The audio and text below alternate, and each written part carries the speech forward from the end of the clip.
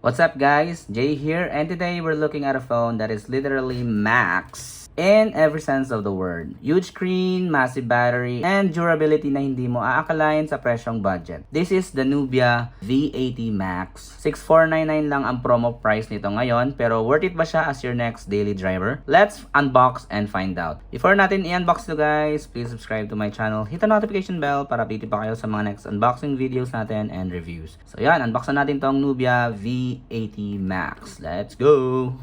Let's open this. Ayan. Eto na. So yung kinuha natin is space black. Okay, black color. Ito na siya guys. Okay, ito na. Moment of truth. Okay. So eto na nga guys yung phone. So nakabalot siya dito, no. So ayan yung V80 Max natin. Okay, ayan siya guys, no. So ito na yung likod niya. Ay, ito yung side. Okay, and yung meron siyang 3.5 yung mga pang headset na wired. And yun, yung mic niya, SIM SIM tray. Ito yung camera niya guys, yan. Mamaya pag-uusapan natin to. So yan yung likod niya guys, Nubia. Okay. So mamaya na to, balikan natin to later. Siyempre yung mga nasa loob muna yung tingnan natin. Ito na guys yung case niya, no. So jelly case, same sa design. Jelly case lang din. Okay, ito na guys yung kanyang warranty card. Okay, in case kayo ay masiraan. So, ito naman guys yung kanyang manual. Ayan nyo. So, next naman natin guys, ito naman yung kanyang SIM ejector 2. Ito. So, ito na yung ating Type-C charger. Okay, Type-C charger natin guys, ito. Last is yung kanyang charger na 22.5 watts. Same din sa design, sa V80 design. So, ito na guys, yun na yung lahat. And here, ito na guys, tanggalin na natin tong kanyang, ayan. Ito na.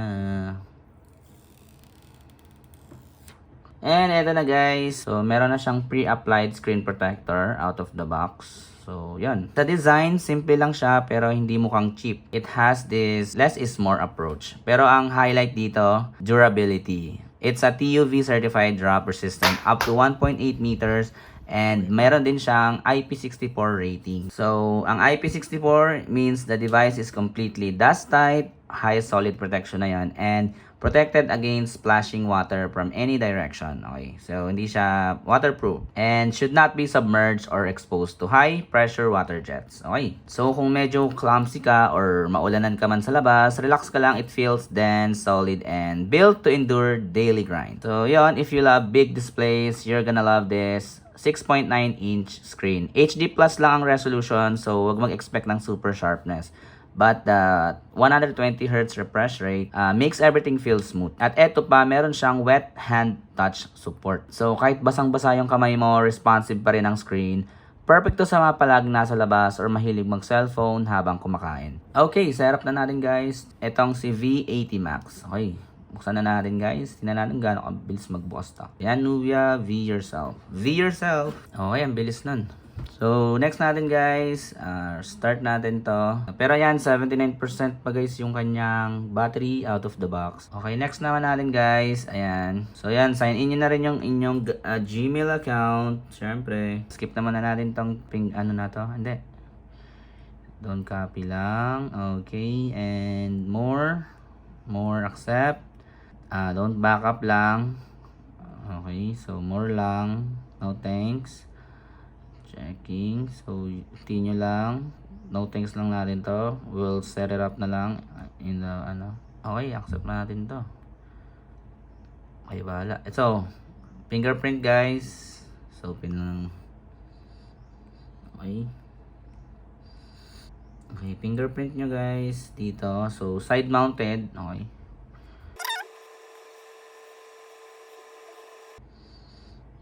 Okay, so yan. Set of face din.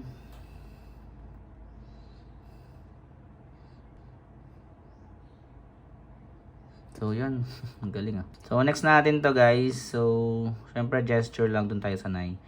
And yun, ito na guys, My OS, start your journey, get started na tayo. And mapupunta na tayo sa home screen niya. Skip natin to guys. Para sa mga apps lang naman tayo.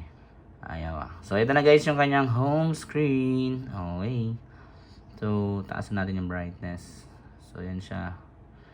Okay, so yan. Ito na yung home screen niya guys. Ito yung Z-board niya. Okay, and yung mga suggested, mga news, ayan. And ito guys, yung mga apps niya, may Facebook na, and kailangan mo pa naman itong i-update. So mga Google Apps, okay, ito yung mga messaging apps niya, okay, phone, dialer, bloatwares, ayan yung mga games. Meron na mga pre-installed na 4 na games, Asphalt Nitro 2, Puzzle Pets, MC Rebel Guns, and Black Blast. So ito pala yung notification natin and control center. So pinag-isa na lang nila. Okay, okay, ito na guys yung mga ayan. So tingnan natin guys yung settings natin dito. So ano ba yung bago? So ayan, yung dark mode niya, pag turn on natin. Okay, ganyan yung dark mode niya. Refresh rate guys hanggang 120 Hz. So yun na. General na siya. So tingnan natin, kailangang iset individually yung mga apps to 120 Hz. So sa buong system naka 120 Hz na siya. Ayun. So next, top area, pwede nating tanggalin tong notch na to para i-hide natin yung status bar yan. Para hindi makikita yung notch, which is simple and basic stuff na yan. Alam na ninyo yan. So full screen display. So ito yung kailangan yatang iset sa mga individual apps. So next naman guys is yung Nubia AI. Syempre AI phone na rin to. So ito yung mga features niya. Yan, mga AI features na pwede yung i-try dito. Ayan. Yan, sa circle to search, palm, blocklist, Google Lens, Magic Eraser, Photo and Blur. Yan, mga basic stuff na. So, AI wallpaper, yan, makatulong sa inyo. So, features, tingnan natin. System navigation, okay, basic stuff. Record screen, app duplicator. Ito yung parang clone. Ayan. Kung-clone mo yung para maging dalawa yung Facebook app. So, Live Island, parang Dynamic Island. Ayan. Kapag, ayan, nag-connect ka ng headphones or ayan, malulobat ka na, lalabas yan dito sa taas, timer or recording, pang nagre-record ka.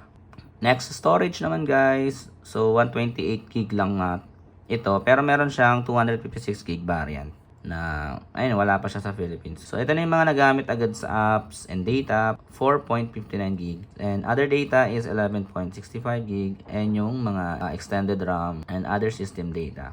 So, sa system, yan yung OS. Okay, so 15 gig agad yung nagamit. Tingnan natin guys kung may update ba to phone na to.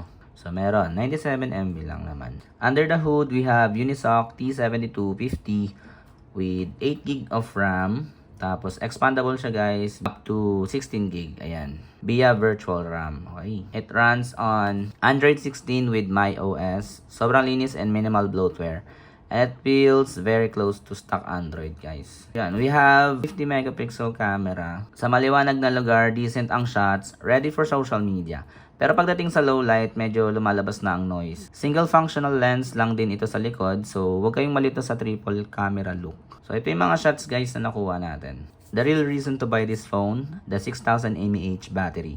Grabe ang tagal nito guys. Moderate use can easily reach 2 days. At kahit maubusan ka, it support bypass charging. Perfect for gamers. And yung 10 watts reverse charging. Pwede gawing power bank para sa ibang phone. So ganito guys, kabilis yung fingerprint niya. Tignan natin. Yun bilis. Responsive. Yun. And yung Face ID. Okay, mabilis din. Ito naman guys, pag pinasok na natin guys to. Dito, ito yung magiging itsura niya. So, yan. Ang ganda. Yan. So, yan siya, no? Okay.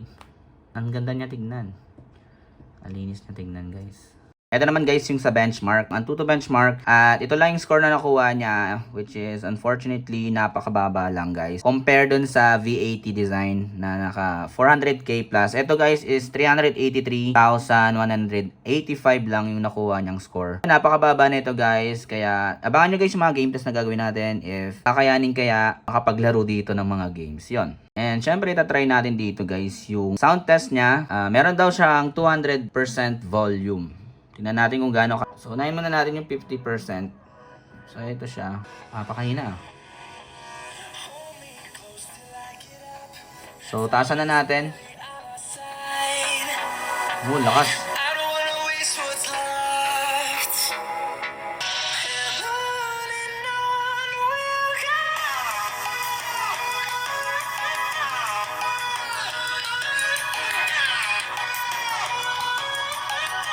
So yun, malakas naman siya guys, pero yun, may clarity din siya and sa bass lang kulang talaga sa bass kasi hindi naman siya Dolby sound ganon. And okay naman yung sound niya guys, sobrang lakas din naman niya, pero yun walang bass. Okay pa rin guys pang sound trip. Ito naman yung cons niya guys, HD plus resolution lang siya, basic camera performance, and slow charging for the size. Para kanino ba tong phone na to?